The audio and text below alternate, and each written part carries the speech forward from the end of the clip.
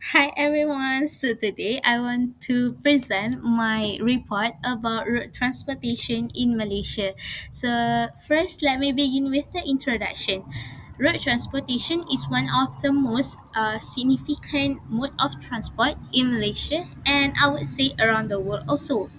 It refers to the movement of goods and people by using vehicles such as cars, buses, trucks, motorcycles, and vans. Due to its flexibility and accessibility, uh, road transportation has become the main mode of transport for both passengers and goods. Next, we will talk about the characteristics. So, what is the characteristic of the road transportation? So, we got 3 points over there. The first one is door-to-door services. Second one, accessibility, and the last one is flexibility. So, door-to-door services it enable the direct delivery of goods and the movement of people from the origin to their final destination. It doesn't require any mode of transport in the between of the delivery.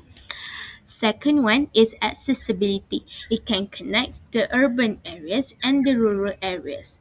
Lastly, the flexibility. It can operate based on their time without having the fixed schedule like train or airplane. So next, let's talk about the advantages and disadvantages.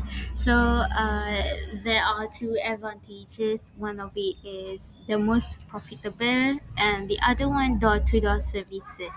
The most profitable. Why is it said so? Because it is the cheapest transport available that Malaysia provide instead of airplane and ships because they have to use ports to transfer goods. Um, the second one is door-to-door services. It is a direct service without using additional modes of transport, and it is efficient because it can safely deliver to the customer itself. So there are two disadvantages also. So one of it is traffic congestion, and another one is high rates. So the first one is traffic congestion. It depends on the route itself, and the rapid of population growth has become increasing. The second one is high accident rates. The uses of the route, driving the car at speeding and driving recklessly. Next, we will talk about infrastructure and networks. So, infrastructure and networks are provided by the government because the it can connect from one place to another place, and it is efficient for the road users to use. So there are some of it such as network of highways and expressways, bridges, tunnels, and facilities that users can use. So the first one is network of highways and expressways. For example, is plus where people enable faster and more efficient movement of people and goods. As for the bridges, it can connect uh, regions that separated by the water, for example, at the Penang Bridge. And lastly, facilities where some are for resting and refuel during long journeys, such as R&R. Next, we will talk about policies. So, the Malaysian government has introduced several policies and strategic plans to ensure that the transportation system remains safe and efficient. So, one of the important policy is the National Transport Policy 2019 to 2030.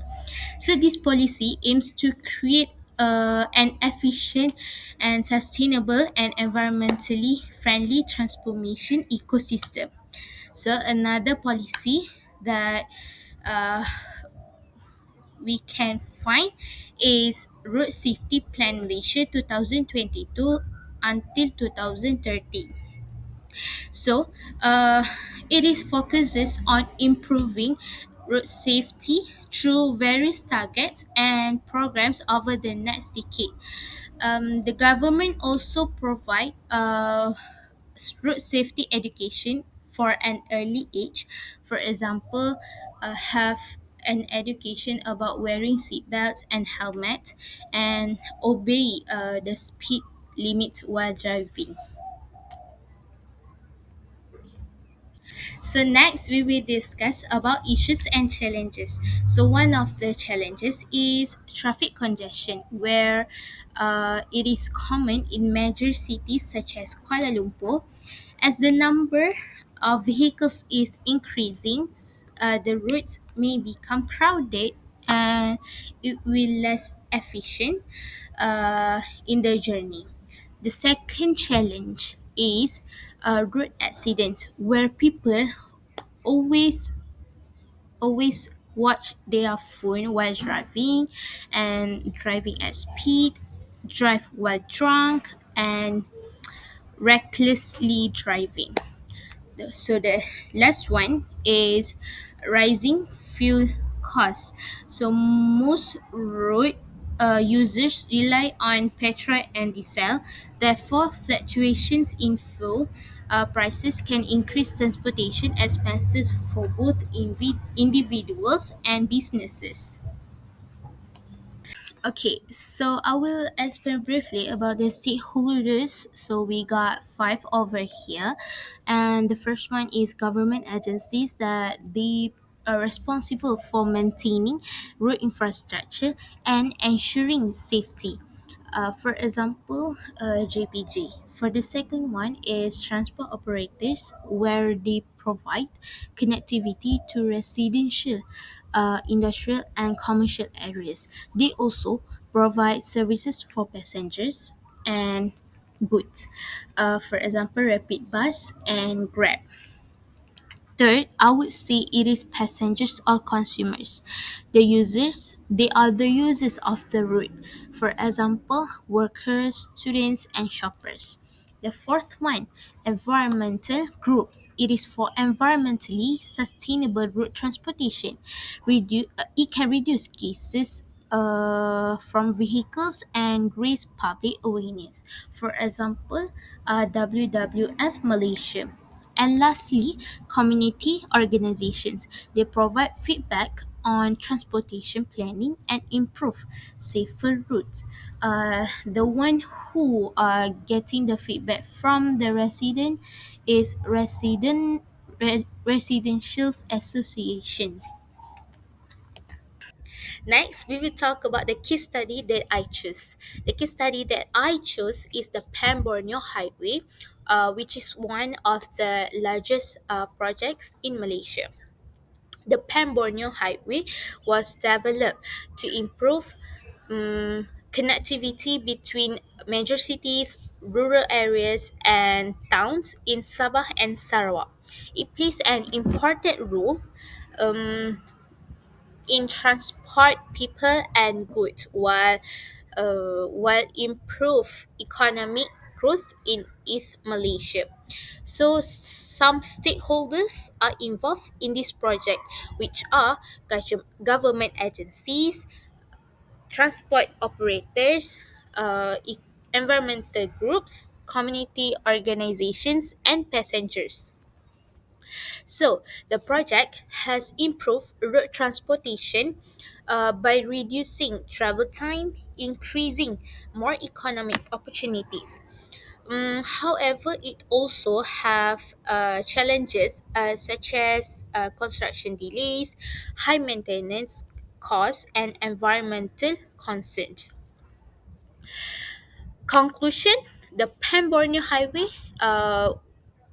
demonstrate how transportation components and stakeholders interact to improve connectivity and development in Sabah and Sarawak. So that's all.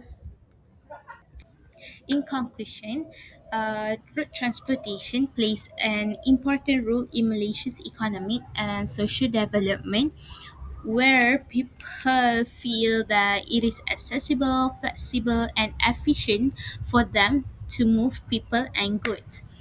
Mm, Although there are so many challenges such as traffic congestion, road accidents, and rising fuel costs, um, continuous in infrastructure help policies and the road safety measures help to ensure more efficient and sustainable transportation system in the future. So that's all from me.